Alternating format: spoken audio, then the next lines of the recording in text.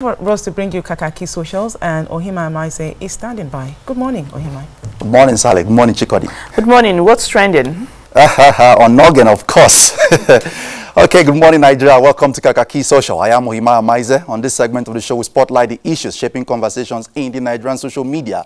Yes, Nigerians are having their say in the social media after reports yesterday that the National Judicial Council, the NJC, has recommended the suspended Chief Justice of Nigeria, Walter Onnoghen, for retirement. Nigerians are reacting to the developments in the social media already. The reports broke yesterday in the media. The Cable particularly said it was an exclusive report of the details of that report, which was forwarded to the president. The NJC has not made that report public, but media houses who say they have inside sources have come out to tell us that the suspended Chief Justice has been asked to proceed on retirement based on the recommendations of the NJC. But we'll go further and take a look at these from the Cable yesterday. Exclusive, NJC recommends Onnoghen for retirement. Let's take a look at some details of that report. The National Judicial Commission, NJC, has recommended Walter Onnoghen, Chief Justice of Nigeria, CJN, for compulsory retirement. The Cable understands.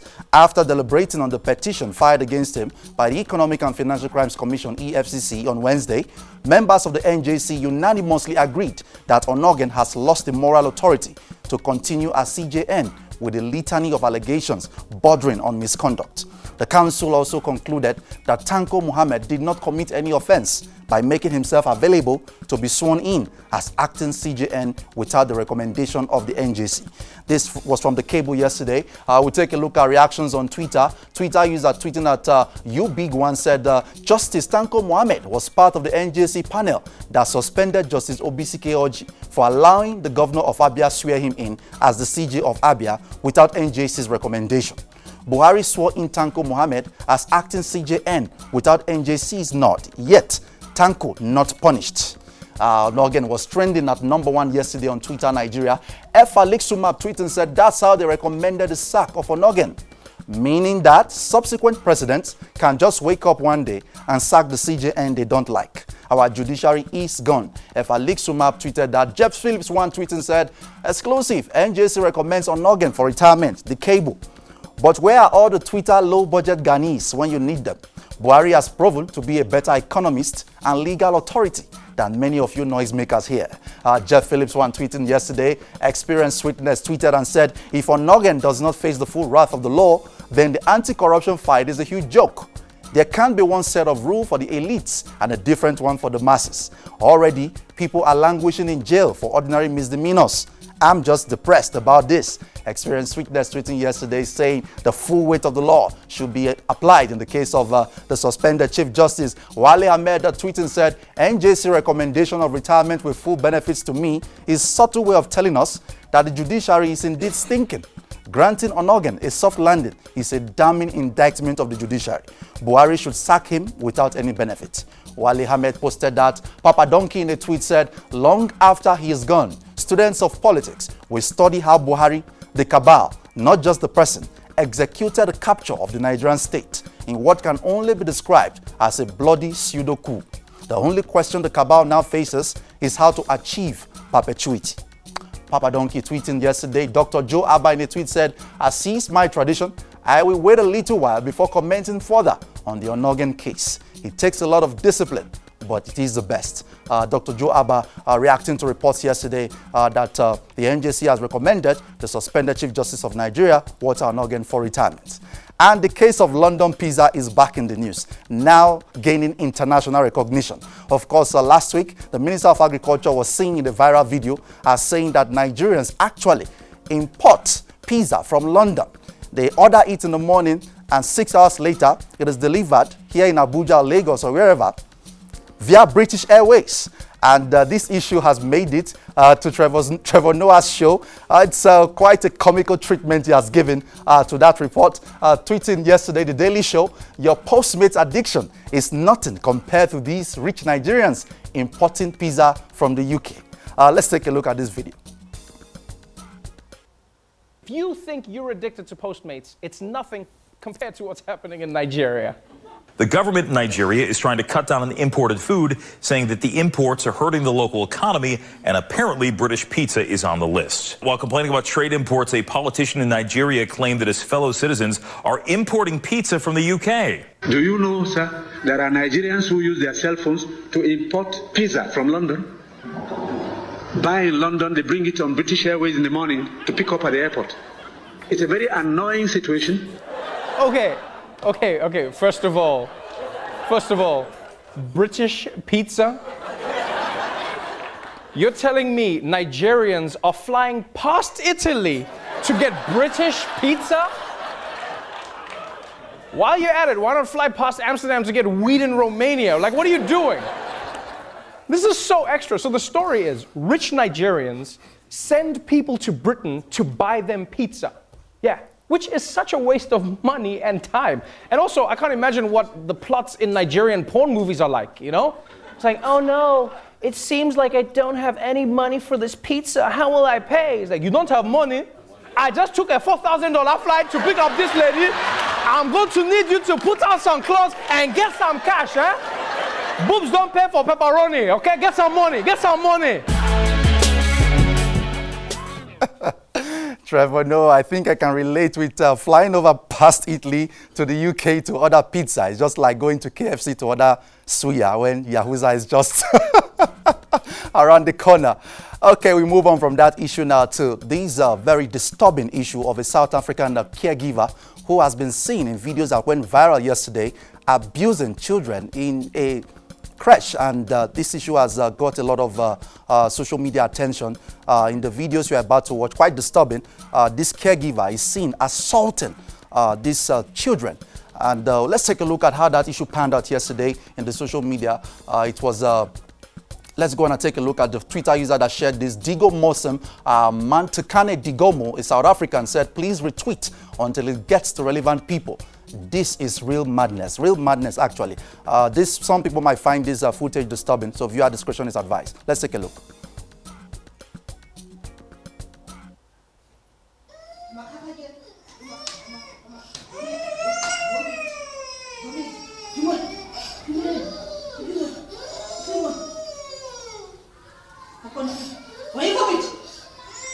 Why you vomit? Tell me, where are you vomit? Huh? It's nice to vomit. Why you vomit now? Why you vomit? Tell me. Tell me. Tell me. It's nice to vomit.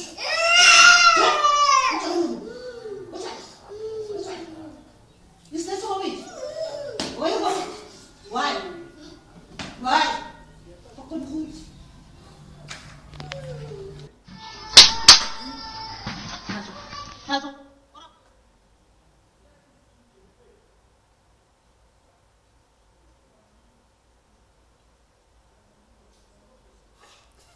Okay, so that's very disturbing footage there that you've seen of that caregiver beating up and assaulting those children. I will take a look at some of the reactions in the social media. The South African government has actually reacted to this issue, and we'll take a look at some of the developments in the next couple of tweets, how some of the reactions came in the social media. And this is also basically a signal to Nigerian parents who put their children in the hands of caregivers. Junaid Ismail to tweet and said, the parents need to lay charges of assault. Child abuse organizations need to get involved. Teacher unions need to clean up the rubbish and close down unreliable creche.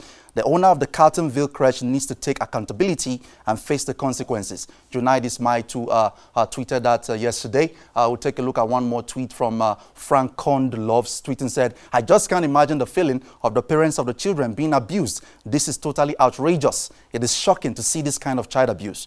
You pay creche for your child to be abused like this. From that Twitter user, we saw that the South African government in a tweet said the Department of Social Development, condemns the abuse of children and wish to ask members of the public to identify the creche and the caregiver who is seen forcing the toddlers to clean their classroom while meting out the harshest punishment to the child. But the latest development is the police has eventually arrested her.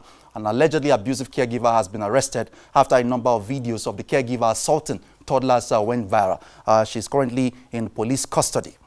Okay, we move on from this issue now to this video which is trending on the social media, particularly on Instablog, posted this yesterday. Soldiers deal with a masquerade who harassed them for money at Fadeyi, Lagos. Quite an interesting video. Let's take a look at this one and the comments are followed.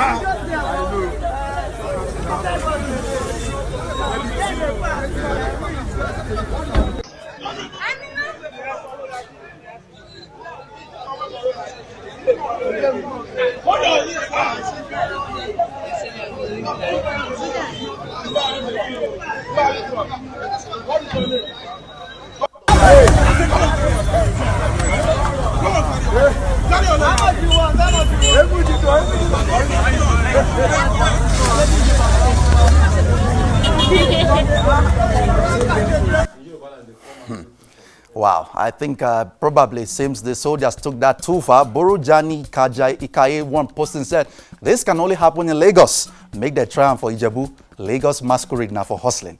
And then from Shame Lagos said, this is wrong. They are punishing the gods. Ah, Orumila. And then from Laugh Up CFR posting said, if only this Egungun had updated his OS, this won't happen. But this Egungun goes to church. And then from Metiosa, abuse of power. Someone should get me Lieutenant General Tukul Yusuf Buratai on the phone. I'm on line 3. Okay, we saw this video as well yesterday, just barely moments after SARS officers shot dead a Nigerian in Lagos. SARS is back in the news again. Just yesterday, we saw this report. Singer Killer Boy secretly taped SARS operatives who kidnapped and extorted 75,000 naira from him for refusing a phone check today in Ajah, Lagos. This was yesterday, and that's something I want to ask. Is it that these guys don't watch the news? Is it that these officers, they haven't seen or heard or read the papers to understand what is currently going on in the country? Just moments after what happened over the weekend that has caused a lot of outrage in the country. SARS officers are still carrying on with this kind of harassment of Nigerian citizens. Well, let's take a look at this video and the comments that followed.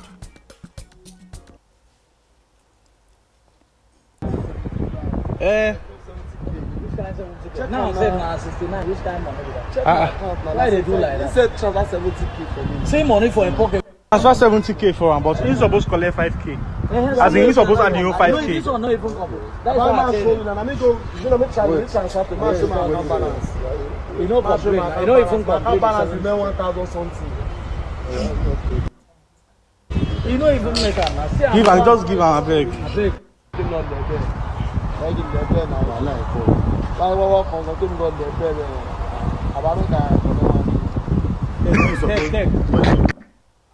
Wow. Okay, we'll take a look at some of the comments. Bayo Alawiye posting said, it's saddening that these are the people we depend on to keep us safe.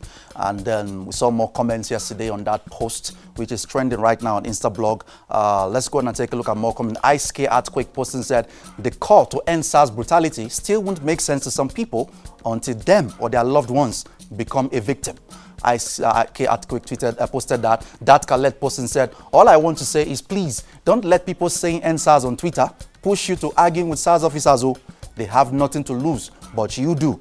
That Khaled posting that, sadly true.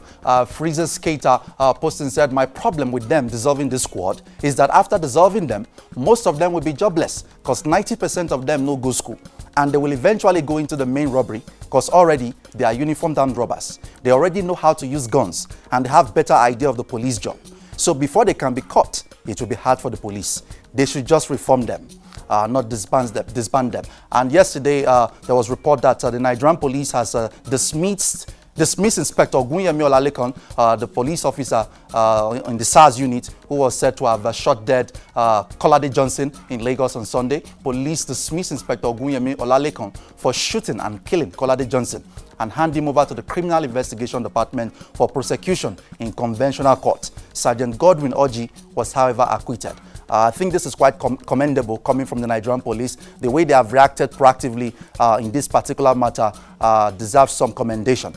Good move from the Nigerian police. And we've seen this report that has gotten international attention. A Nigerian lady, Seyi Oluyole, who is managing a children's dance team called the Dreamcatchers. She's been doing this for a while now. She's put these kids in the house. She's helping them with accommodation, paying their school fees, helping them with their education, and also training them to be dancers. And they've gotten international recognition. Rihanna, the super global star, has tweeted about them, has said something about them. And in this report from Now This News, we'll take a look at some of the things that they have gone through, what they've done, and some of the demands that they are making from Nigerians and what they expect, the kind of support that they are expecting. These young Nigerian dancers have gone viral and even got a shout out from Rihanna. Let's take a look at this video quickly and some of the things that Seyi Oluyole, the girl behind this group, what she's asking for. Let's take a look.